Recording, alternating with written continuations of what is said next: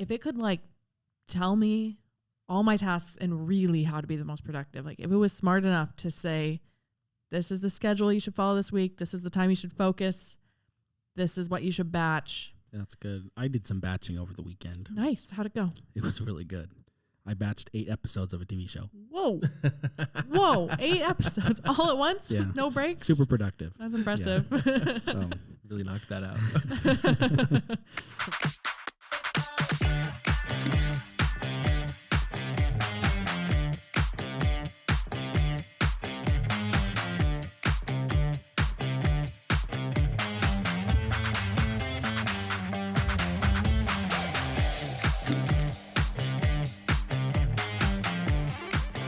Welcome back to the Creator Files podcast. Today we're doing like an in-house episode to talk about our next kind of category of challenges. We're ready to get into AI because we've been wanting to test out some AI things for a long time. And now we have a perfect platform and really excuse, I think, to get started on it. Yeah, I think you're absolutely right. It's, it's time. We've been dabbling, but I think it's time to really dive into the capabilities and just see what we can do as content creators.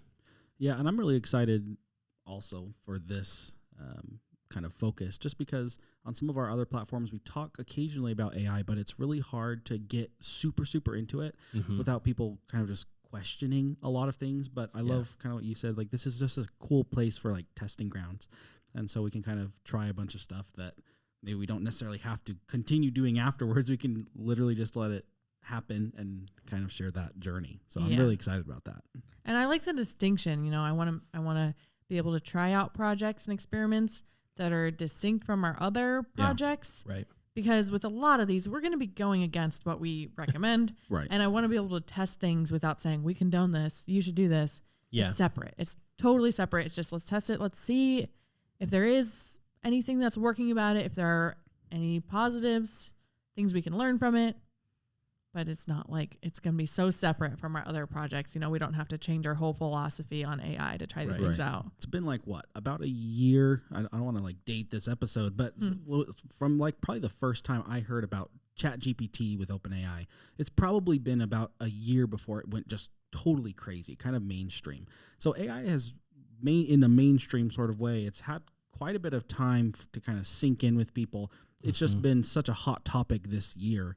And so I'm excited. We've held off talking about or kind of testing a bunch of AI. Like Ricky said, we've been doing a lot of dabbling, just seeing where it actually makes sense. But I kind of like that we're kind of, I don't want to call it the tail end, but it's had some time to establish itself across so many industries. And so we're going to be able to reap the benefits of that by having a ton of tools to potentially work with, use AI in just a lot of different ways. AI, GPT, OpenAI even, it's been around for a while. We tested out an earlier version a while ago on a YouTube video, and it was really funny. It invented an entire brand of beer for us, which was really funny. It was funny. Completely unprompted. It just did it. So that was fun. But it's gone mainstream, and because of that, so many people are working with it and finding really interesting applications. And as a result of that, there are lots of cool like add-ons that, if you have a ChatGPT Plus subscription, you can now use like all these different add-ons that other people have created that basically build on the ChatGPT. It uses that tool, but like does really specific and really interesting things. And we've just seen a lot of other people who have just developed really cool use cases for it. So basically like it gives us something to build on. Other people who are like going to be way into it and dive in and be the expert, that's like fantastic. So now we can take from what they've done and apply those use cases to content creation in new and interesting ways. Yeah, it's just more established. Yeah. So more specifically, what kind of things do we think we might test out? I'll mention one just at Vid Summit. I went to a panel about AI. It was really cool. A few people who have just been doing this stuff for a while and talking about it on YouTube. And one of the things that they talked about was they create these kind of user avatars, and then they'll say, what would this user avatar think of this outline for a video? or this blog post. Like, rewrite this blog post specifically for this avatar. And it would just take that and do it. And I don't really quite know exactly how to do that yet, but I know there are applications like Harpa AI you can create avatars. It's got some default avatars, but you could like feed it more and more information about, the user demographics you're trying to target, and then have it basically run content through ChatGPT and basically give you some output to let you know how it thinks it would perform for that avatar, or, change wording for certain things for that avatar. I just thought, well, that's actually super cool. Same thing with like YouTube videos. You could script your little hook for a video or whatever. And it's like, again, I don't know exactly what the prompt would look like, but having that user avatar, quote, as an AI, evaluate that hook and, are they likely, what's the probability that they're going to keep watching after 15 seconds, that kind of stuff. And just see what you get. I'm probably not ever going to depend on it, but I think we could find use cases like that would potentially at least help point us maybe in a better direction. It'd be really interesting here with that one specifically for like creators who are brand new, if they're just getting started on YouTube specifically, if they could find other channels that they liked, maybe in the same niche, and then kind of try and figure out what the avatar for that channel is, and then kind of do what you said, build that avatar, and then maybe test and see like with their hook or whatever, see if when they, ran it through that avatar and got an idea if that was a good fit versus not doing that, to kind of see if that impacted some of their early videos on their channel. Right. Like, I guess that's just one use case, but yeah, that would be really cool to give a go. I can imagine it would give you a lot to think about. Yes. Even if it seemed wrong. Right. Yeah. It's probably not that hard to figure out like, that doesn't sound quite right. I don't actually think my audience will like this, compared to the most, well, not most likely, but the best case scenario would be, oh, I didn't think of saying like that. Yeah. Right. They would probably relate better to saying something like that. It seems like a really good opportunity to get ideas and then be able to use your own brain, because it's not like cold hard facts that you would be not sure if it knows. So I like that idea a lot. I think that's an important thing to keep in mind if we're going to use AI, is that it's not cold hard facts, right? It's using data and coming up with an interpretation, but it's probably like, it's clearly not using all possible available data, right? Because that would be too much processing power. So at some point it's like making stuff up. And like, we need to be able to use our brains, use our understanding of other humans, and be able to actually think for ourselves. And as long as we know that, I think there are tons of applications for AI. I don't know what they all are. So I think it'd be great to talk to people who know more and have done more and become the experts early on, to find out what are the ways they're using it. That was kind of an eye-opening one that I saw at VidSummit was, oh, like you can use AI to evaluate how this content would perform before publishing the content. That's pretty cool. The obvious one that started immediately when ChatGPT was released publicly, right, for free, was using it just to write your content. And I can't get behind that, using it to help in the process, using it to help outline your content, using it to give you ideas, using it to even reword some of what you wrote because you're not a very good writer yet. Yeah.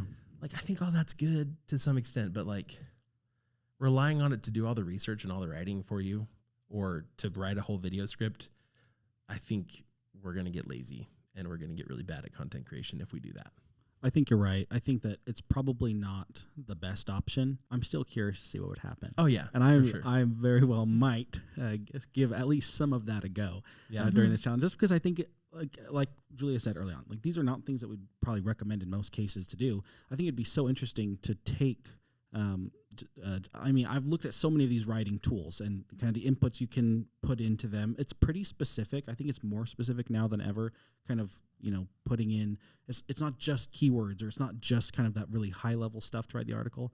And I'd be interested to see, like, not only can it generate something that is valuable, but what is that going to do on Google? Because I think that's really the big question. And some people have seen success, I think, with AI generated content. Some people haven't. but like, what's the long term here? You know, like what's the long, if we're in for the long game, what's going to happen? Let's say my AI generated content does rank in the next few months. How long is it going to stay there? You know, will it stay there as long as a regular person written article would, or is it going to get kicked off in another Google update? So that's something that I'm really curious about. And I'd love to talk to more people who do that kind of thing. And if over the last year, if they've seen that it's been good for them, or to see kind of what they've learned along the way. When we think of AI, when we think of, you know, something to do our work for us, we want it to take it off our plate completely. I don't think that's realistic in 99% of cases.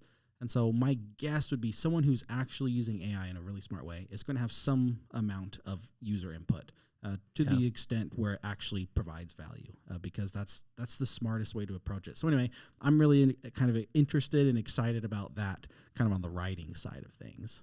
I'd be curious too what it does when you start a website completely from AI versus when you start adding AI content to a website that you already have. I wonder if Google looks at it differently. Like if they can tell from the very beginning, like this is completely AI generated. Right. Yeah. We can tell because it's missing certain elements that tend to come up.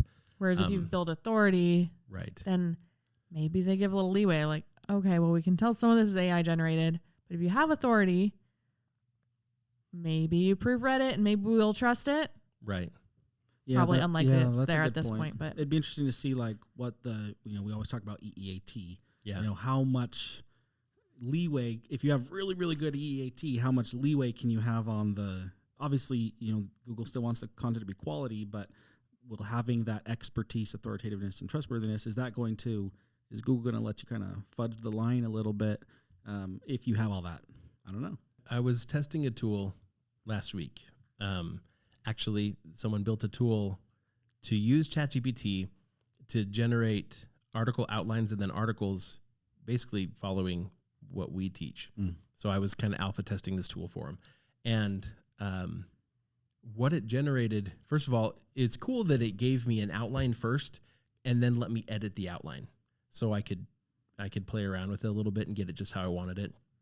And then it went and generated an article, and then I could edit the article, right? Now, the tool itself was still a little bit buggy. It stopped writing halfway through, so I didn't get the whole article, unfortunately. But I was actually really impressed with what it gave me. And I think part of the reason it worked so well was because of the approach they took to how they prompt it. And it's all happening on the back end behind the scenes really fast. But basically, like by having that outline and then prompting it for specific things to fill in the outline, it was able to be much more specific. And then I was still impressed though with how cohesively it all fit together. So like we know with ChatGPT, when you ask it a follow-up question, it can do it within the context of the previous information it gave you. And so the whole thing flowed together pretty fluidly, and I wouldn't have guessed it was written by an AI. So, I mean, the quality of the writing itself is good. I think as long as the information is good and as long as we can add some, you know, human experience behind it, because I think that's the piece that, you know, for written content especially, that's the piece that Google cares about, is that we can show that this content is accurate because we can show that we have experience with this topic. There's still a lot of questions out there. I have some ethical questions because you're obviously relying on content other people already made. And that's true for AI video content, AI images, all of that. Like, it's relying on stuff other people already made. And when it goes a little too far off script from what other people made, it gets a little weird. Yeah. So I have those concerns too. I have lots of concerns, but I also just am really interested to see the use cases. Yeah. I mentioned kind of before we started recording, we wanted to kind of make this podcast kind of like our discussion, like, well, what exactly are we going to do? What are we kind of interested in finding out? And I remembered I'm working on this video on our Channel Makers channel where the video will be completely made by AI. So kind of just walking through that process.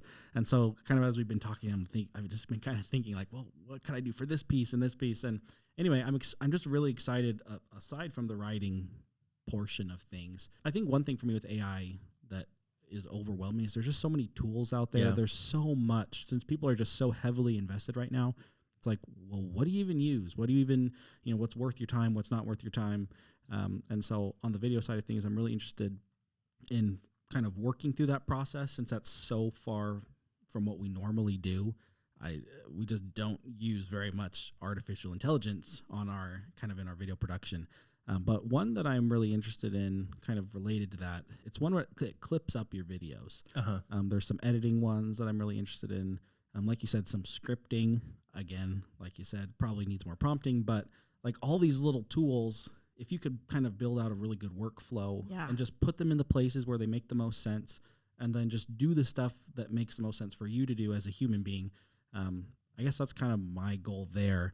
But I'm really excited for that just learning process, and hopefully to document some of that along the way in the video. I like the idea of putting the tools in the spots that you already need them in. Right. It's not the time suck in that case. Like the whole point of AI right now is for it to save us time. Right. And when I've played with it, it's not saved time. And of course, haven't played with it enough. You have to learn something for it to save you time. But it would be really cool to be able to avoid the trap of it just constantly trying new things and letting it distract you versus using it as a tool. I like that idea. Yeah, I think that's where we need to find like the right, use cases that people have created. Probably talk to some of the right people who are doing that. Definitely. And even people who are creating those or using them on a regular basis, just to find out what they're doing. Because there's no reason for every single person to go reinvent the wheel. It's like, I want an AI that can do this task for me. Well, somebody's probably already figured that out. So maybe we just need to talk to them. Yeah. I think that's probably going to be a big part of this over the next however long this portion of the podcast lasts. It's just working, maybe not directly working with those people, but talking to them, figuring out what they've already learned. I feel like an AI baby. I just don't even know where to start. I think a lot of people are in that boat though, because it came on so fast. Yeah. And so unless you jumped right into it and devoted a lot of time to learning it, it feels overwhelming because there's so many use cases, and the reality is nobody is an expert at all of it. Right. There's just too much. But yeah, I think a lot of people are feeling that feeling. I feel that way. I'm just I'm already way behind. No, I'm not. I'm probably ahead of a lot of people when it comes to AI. You're probably right. But it feels like we're behind because people who are experts at little things tell us all that we're behind. Right. It's moving so fast. And what tools were good a year ago aren't even being used sometimes anymore. Right. Okay, so like Nathan said, we were trying to keep this kind of off the cuff. We just wanted to discuss this and thought, why not do it kind of real time behind the scenes instead of pre-discussing it. But I've got 2 questions for you guys that I've not warned you about. The first one is, what are you hoping to find out? If you could, find out anything about AI from these challenges and these guests that we're going to have on as we do this kind of mini series about AI. I think for me, the question I want answered is, what tool or tools, right, or what specific applications can I use that actually save me real time or make my content better? They just make my workflow better. But it's kind of a second question I want answered is it realistically going to replace, right now, the big fear I think is that AI is just going to replace a ton of what people do. Lots of jobs, but also as content creators, is written content done, or almost done. And I would love to get more insight into that. Realistically, where are we headed? I guess mine's kind of similar to that. Mine would be, is it actually worth it? Yeah. Right. Like you said, you've dove into these tools and you've tried them out. It hasn't really saved you a bunch of time. For kind of building out a workflow, whether it's, blog article creation or Pinterest posts or Facebook posts or YouTube or whatever. It's is there actually something out, is there a tool or tools that actually make it worth it to use them, that not just saves time, but actually improves the content? Yeah. Because like you said, there's so much of this focus on let's save time. I think that's great. But saving time isn't the only answer. It's not. It's not our only problem. It's not the only thing that needs to be addressed. And I would hate to see the content decline just because we're saving time. Right. So I guess that's kind of what I would think. Yeah, definitely. I'm wondering, can it be creative? I already know that a computer can save me time. I know that it can analyze data and it can put things into a spreadsheet. There's tons of tools that can do those mundane tasks. Yeah. But can it collect the intellectual property of everybody on the internet and spit out something creative and unique that doesn't feel like stealing? Because right now what I've noticed, and maybe I'm using it wrong, maybe we'll talk to somebody and they'll say, nope, this is you're completely using it wrong. But what I've noticed is that whether it's images or stories, at first it's like, wow, I can't believe it can do that. That's amazing. And then after you've done it like 10 or so times, it's like, well, this kind of feels like just a rinse and repeat version of the first one, the first three. Like there's subtle differences, but it feels like it's just doing the same thing over and over again. And that doesn't feel creative at all. Right. At least not past the first time. So that's kind of the question I want to answer is can I make it more creative than myself when I'm struggling to be creative? Can I get it to give me ideas that I wouldn't have had on my own or better? I mean, of course, they're going to be ideas I wouldn't have had, but can they be better? Or is it kind of just like, no, I need to use my own mind to be creative? I don't know, probably a little bit of both. But the second question is if you could wave a magic wand and have it solve any like one very specific problem. So not like make videos for me, but one step of the video creation process, but do it well. Assume it will do it well. What would you want AI to do for you? Video specifically? It could be video. It could be blog. Any part of your day. It could be brushing your teeth. Like, make me breakfast. Yeah. My first thought is like, okay, what can I get? What's the thing that I hate the most? Can I get rid of that? Yeah. Here, it doesn't make as much of a difference, but for the channel that I'm working on personally, I don't love the editing. But I think that's also a time restraint thing. I think that I feel like I need to get it done fast, and then when I do it too fast, it's not creative, and then it doesn't turn out the way I want. And so I don't know if it's a time saving thing. I don't know if it's the editing itself, because I think that if I had unlimited hours, I might enjoy that because that's where you can add more creativity. But for simplicity's sake, I'll say editing. Nice. Yeah. It's a big one. Yeah, that is. I think even if it could do a lot of the kind of trimming it up and stuff, and if it could be smart enough to pick like, oh, I have 3 clips where I said this because I repeated it, which one was best? Right. Like if it could really get it down to where it's trimmed up, now I can just add the creative stuff. That would be really cool. Yeah, I'm struggling with this one too. Why don't I go? You think about it. Yeah, you go ahead. Okay. I think, well, I kind of have two. I can't decide. They're very different though. So I'm not just lumping in one big thing. Yeah. One would be ideas. Like I feel like if I have a good idea, it's so fun to run with the project. But if I'm unsure about the idea or just can't think of anything, that's really frustrating. And that feels like something that you can't get out of. You know, it's not as straightforward as just, okay, I don't feel like doing this little thing, but I got to get it done. It's right. Like, I have to muster up creativity and hope that I find it. So if I knew that it was giving me ideas, that would be good ideas. That would be amazing. Another thing that's maybe not that far out of the realm of possibility someday, if it could like tell me all my tasks and really how to be the most productive. Like if it was smart enough to say, this is the schedule you should follow this week. This is the time you should focus.